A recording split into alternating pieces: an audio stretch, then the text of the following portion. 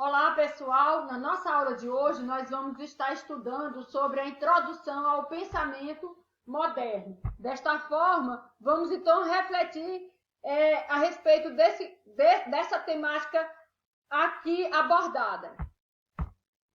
Então, vamos partir do conceito da modernidade.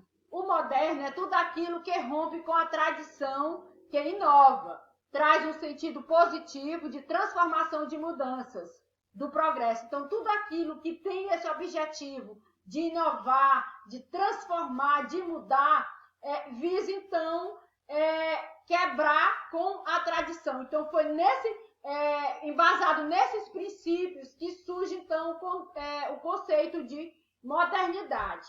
Daí, a filosofia moderna compreende o período entre os séculos 17 e 19.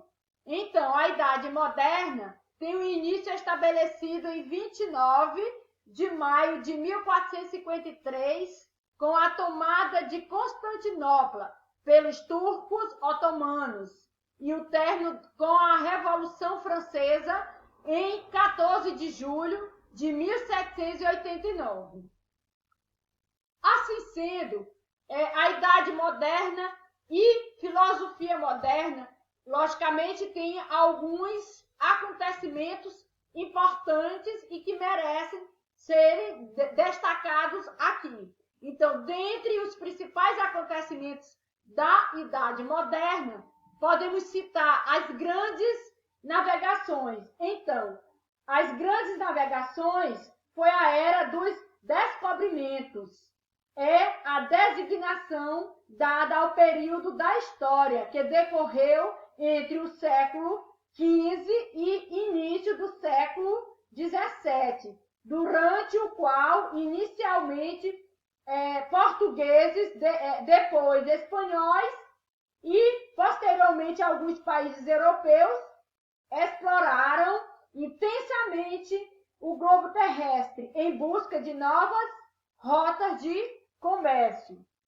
Vamos ver também a questão do Renascimento, que foi o primeiro movimento artístico, científico, literário e filosófico da modernidade. A reforma religiosa, que é justamente a questão da reforma e contra-reforma, aquele movimento que se deu, tendo como centro esse conflito aí entre reforma e contra-reforma. A questão também do absolutismo, que é uma teoria política que defendeu e defende que alguém, em geral, o monarca, deve ter o poder absoluto, isto é, independente de outro órgão. Também houve a questão do surgimento do iluminismo, conhecido como século das luzes, e a ilustração foi um movimento intelectual e filosófico que dominou o mundo das ideias na Europa durante o século XVIII, o século das luzes, podemos assim também denominar o iluminismo. Início da Revolução Francesa, que justamente se deu aí um dos grandes movimentos, que se deu início, no caso, em 1789, o primeiro alvo dessa revolução, ou seja, dos revolucionários, foi a Bastilha. A queda da Bastilha em 14 de julho de 1789 marca o início do processo revolucionário, pois a prisão política era o símbolo da monarquia francesa. Daí podemos então perceber o seguinte: dentre os principais temas de interesse da filosofia moderna, temos esses temas aqui bastante discutidos, Política, que se volta para a questão das teorias sobre contrato social, busca pela melhor forma de governo. Ética, quais parâmetros devemos ter para avaliar a atitude humana. Teoria do conhecimento, o que significa conhecer, qual a natureza do conhecimento, quais as fontes do saber. Com relação à estética, o que é o belo, o juízo de gosto. Então, vamos ver também a questão aqui da identidade do período moderno. Duas ideias. Progresso, que é a questão de inovar, né? Ideia inovadora. Então, diz aqui o seguinte, com relação ao progresso. Ideia de que o novo é melhor e mais avançado que o antigo. Visão linear da história. Valorização do indivíduo, que é a questão da subjetividade, né? O homem é quem determina os valores e o conhecimento, ele é o lugar de certeza e verdade, ou seja, oposição ao modelo medieval que colocava aí Deus no centro de tudo, né? Do universo, no caso, o teocentrismo. E aqui nós vamos ter, na identidade do período moderno, a contraposição com relação ao teocentrismo, que se volta para a questão antropológica, colocar aí a razão do homem no centro, né, do universo. Fatores históricos importantes. A invenção da imprensa acontece na Alemanha, com Gutenberg, século XV. Ela permite a fabricação de livros, divulgando o conhecimento e a filosofia. A estrutura dos feudos desaparece ao longo do tempo e dá lugar às cidades.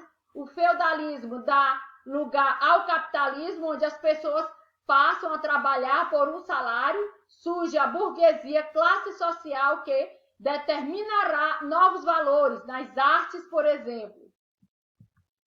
Fatores históricos que dão origem à filosofia moderna. O humanismo renascentista, que aconteceu no século XV, a reforma protestante, que a gente já sabe do que se trata, século XVI, e a Revolução Científica, século XV e século XVII. Então, com relação à Revolução Científica, temos o seguinte: na história da ciência, chama-se Revolução Científica ao período que começou no século XVI e prolongou-se até o século XVIII.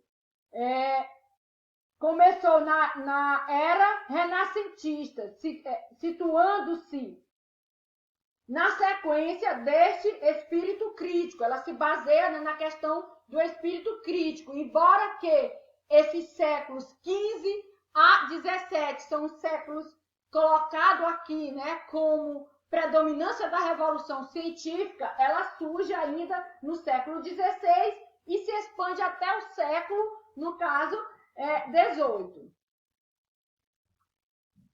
O humanismo renascentista, século XV, Renascimento, retomada da cultura clássica greco-romana, que influenciará a identidade cultural da modernidade. Humanismo, traço mais característico do Renascimento, ideia de homem como centro de tudo, era oposição às ideias medievais. Homem é a medida de todas as coisas. Protágoras. A reforma protestante do século XVI. O enfraquecimento do poder da Igreja Católica se dá por vários motivos. O envolvimento dos papas na política gerou conflitos, perda da autoridade dos papas sob a influência dos reis franceses. A sede da Igreja saiu de Roma para Avignon. Os altos gastos com obras e para sustentar as terras da igreja. Então, esses altos gastos eram para sustentar as obras da igreja. E aí causava, então, a insatisfação. A corrupção dos membros do alto clero tornou-se conhecida. As mudanças trazidas pelos protestantes. O protestantismo teve grande influência no desenvolvimento econômico, ajudando na criação da classe burguesa, detentora da riqueza e do poder político, a questão financeira, o ganho, o acúmulo, o empréstimo de dinheiro, surgimento então aí dos bancos, né? Ganha espaço no protestantismo, que não apenas permite, mas estimula o capital. A salvação só é possível através da graça divina, dom de Deus, não passando pela autoridade da igreja. O protestantismo rapidamente se espalhou pela Europa. A Igreja Católica revidou a partir da Contra-Reforma. Então, regra da fé. Temos, então, aqui Martim Lutero se contrapondo aí, né, com a questão da Igreja Católica, da fé pregada pela Igreja Católica. Então, diante de sua teoria, cada indivíduo é capaz de ler e interpretar as Escrituras sem o auxílio de intermediários, como os padres, teólogos. A fé é suficiente para compreender a mensagem sagrada. Defesa do individualismo contra a autoridade das instituições. O indivíduo pode, através de sua luz natural interior, chegar à verdade no campo religioso. Revolução Científica, séculos XV ao século, no caso, XVII. Fatores da ciência moderna que criaram um novo paradigma. Cosmologia, modelo heliocêntrico, aonde coloca o Sol como centro, né, do sistema solar. Copérnico, 1473 a 1543, Copérnico realizou uma pesquisa solicitada pelo Papa Leão X, a fim de refazer os cálculos do nosso calendário cristão, né, ou calendário gregoriano, visando ajustá-lo. Nessa pesquisa, ele descobriu que o Sol é o centro do sistema e a Terra é apenas um planeta em torno dele. Revolução Copernicana. Então, essa Revolução Copernicana diz o seguinte: se o Sol é o centro, não é a Terra, significa que não somos tão especiais como as Escrituras determinam. Somos apenas seres que habitam um simples planeta. Revolução científica ainda, os fatores da ciência moderna que criaram um novo paradigma. Ciência ativa e mecanicista, valorização da observação e do método experimental, utilização da matemática como linguagem, na física, por exemplo, união do saber teórico com a técnica. Mecanicismo, ideia que a natureza funciona como uma engrenagem e a ciência vai explicar suas partes e seu funcionamento. Galileu Galilei. A natureza é um livro escrito em linguagem geométrica. Para compreendê-la, é necessário aprender a ler esta linguagem. Então, a partir dos estudos, gostaria, neste momento, de pedir para vocês, né, estarem refletindo sobre esse questionamento a partir desses marcos históricos. Quais características podemos encontrar na filosofia moderna? Então, este questionamento eu vou estar direcionando mesmo a vocês para que vocês possam opinar. Então, aqui de forma sintética foi colocado a introdução do pensamento moderno para que vocês possam refletir sobre o mesmo.